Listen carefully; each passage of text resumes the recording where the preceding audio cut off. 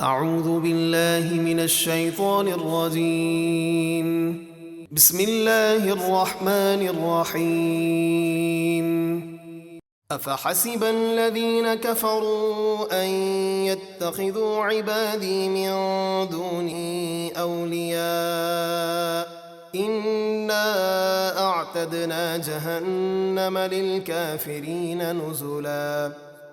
تو کیا کافر یہ سمجھتے ہیں کہ وہ مجھے چھوڑ کر میرے بندوں کو جنہیں وہ پوجتے ہیں جیسے حضرت عیسیٰ علیہ السلام وغیرہ کو اپنا مددگار بنا لیں گے؟ وہ تو خود ان کی پوجا پاٹ سے بیزار ہیں۔ بے شک ہم نے کافروں کی مہمانی کے لیے جہنم تیار کر رکھی ہے۔ قل هل ننبئكم بالاخسرین اعمالا، آپ فرما دیجئے کیا ہم تمہیں بتائیں کہ سب سے زیادہ ناقص عمل کن لوگوں کے ہیں؟ حضرت ابن عباس رضی اللہ تعالیٰ عنہما فرماتے ہیں وہ یہود و نصارہ ہیں۔ حضرت علی رضی اللہ تعالیٰ عنہ فرماتے ہیں کہ وہ خوارج ہیں، یعنی وہ لوگ جنہوں نے معاذ اللہ صحابہ علیہم رضوان پر شرک کا الزام لگایا۔ الذين ضل سعيهم في الحياة الدنيا وهم يحسبون أنهم يحسنون صنعا، ان لوگوں کے جن کی ساری کوشش دنیا کی زندگی میں گم ہو گئی، آخرت میں ان کے لیے کوئی ثواب نہیں، اور وہ اس خیال میں ہیں کہ ہم اچھا کام کر رہے ہیں۔ أولئك الذين كفروا بآيات ربهم ولقائه فحبطت أعمالهم فلا نقيم لهم يوم القيامة وزنا۔ یہ وہ لوگ ہیں جنہوں نے اپنے رب کی آیتوں اور قیامت کے دن اس سے ملنے کا انکار کیا تو ان کے سب اعمال برباد ہو گئے، تو ہم قیامت کے دن ان کے اعمال کے لیے کوئی وزن قائم نہ کریں گے۔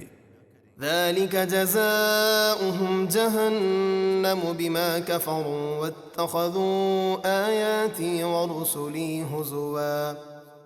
یہ جہنم ان کا بدلہ ہے اس لیے کہ انہوں نے کفر کیا اور میری آیتوں اور میرے رسولوں کو مذاق بنا لیا۔ ان الذين آمنوا وعملوا الصالحات كانت لهم جنات الفردوس نزلا خالدين فيها لا يبغون عنها حولا۔